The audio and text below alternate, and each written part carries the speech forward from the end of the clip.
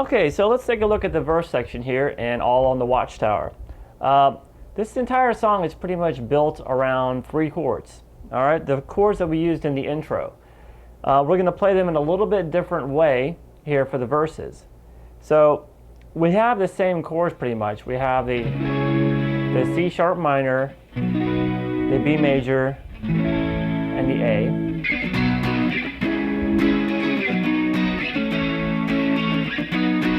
Now what's going on in this is there's a lot of acoustic guitar underneath it playing basically that rhythm, that chord progression, which is just the C sharp minor to that B, back to the B, and back and forth, just all over it, over and over again.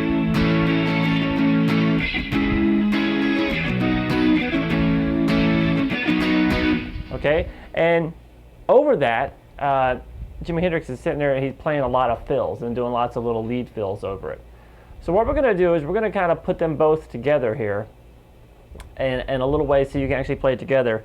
And we're going to play these chords and this chord progression kind of like Hendrix liked to finger the chords. And now let's take a look at that real quick. Instead of the full C sharp minor chord, we're going to have the thumb over here on this 9th fret. I'm just going to reach over. You know, Hendrix is real famous for this thumb technique on his chords. And then we're going to take your first finger and bar it across the 2nd and 3rd strings in the same 9th fret. Then you're going to take your 3rd finger and place it at the 11th fret on the 4th string. Now that 5th string is being muted by either the underside, the tip of the thumb, or the tip of the 3rd finger, or both.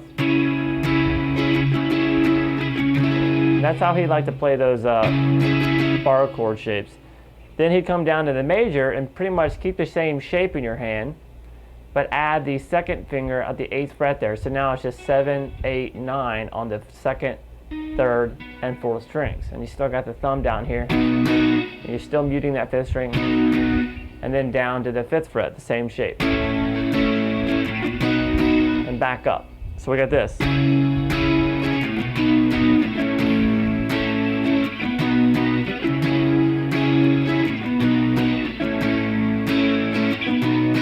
Okay, so a lot of the fills come towards the end of the riff, the chord progression every time. Now what I did on the performance video is I did fills that he does in the solo, but I didn't, obviously he's improvising it, so you're actually going to get more out of it to kind of create your own, like he's doing. So I'm going to show you how to do that, and I'm going to show you what I played on the recording. I tried to keep the recording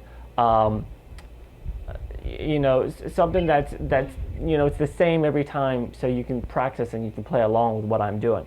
And they are fills that Hendrix does use, but the way he does things, it's an improvised kind of affair, and there's it's kind of a random approach. So first of all, what am I doing in the video? So I do the chord progression,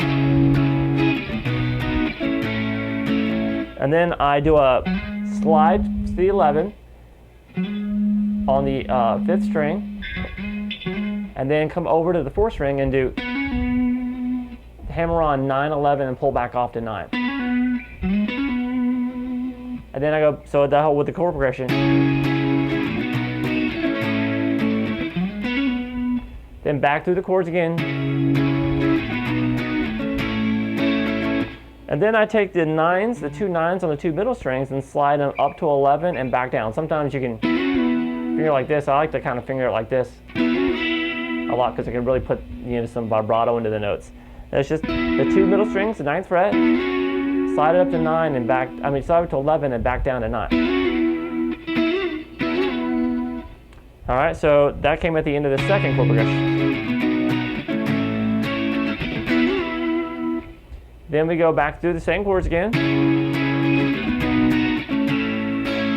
Then I do this. I do that slide to the 11th from the 9th fret again on the 5th string. And then I pick the 9th fret on the 3rd string and bend it up a whole step and come back down to the 9 to come back, release the bend again. So it's like,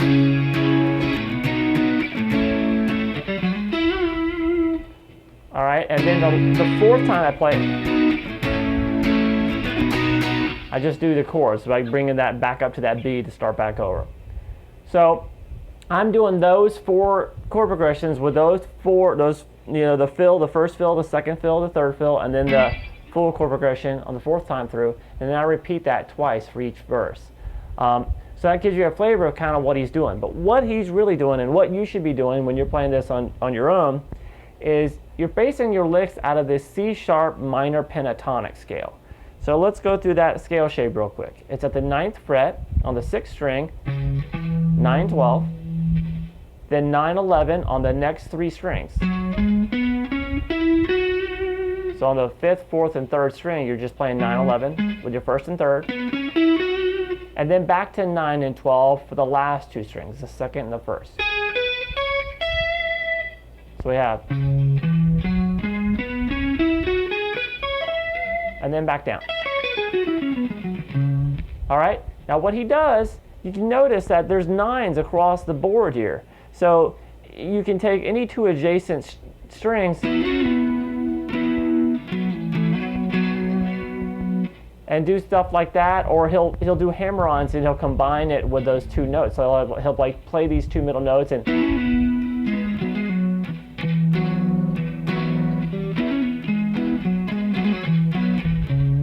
so he creates all of his fills out of this little.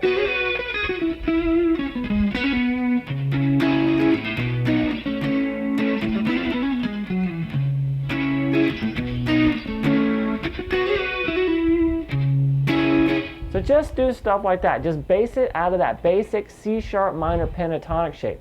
And you can really get that whole vibe going. And at the end of each chord progression through the verse, just throw little fills in there. You can listen to what he's doing for inspiration. But like I said, he'll never do the same thing twice again. That's when you have parts of music like that, they're so improvised and they're so random that the player themselves is not going to play it the same way twice, because that's not really the essence of the song. The essence is for it to actually be kind of an improvised part. All right, this solo does have its worked out sections, but for this part where it's just kind of random soloing, it's creating this sense of unpredictability. So that's what you want to get going with this chord progression. Just do what you want. You have tons of room to just kind of play around with that scale shape, but make it just fall within that. 95% of his fills in this verse come right out of that pentatonic shape. Okay? So have fun with that verse, and hopefully you can get a little bit creative with it and get some inspiration really by listening to him, and then maybe playing along with this video, and you'll play a few of the licks along with me, and then you can start going off and doing your own thing. The important thing is to know where it came from, and you know that now. So have a lot of fun with it. And the next lesson, we're going to start taking a look at the solos. Oh yeah.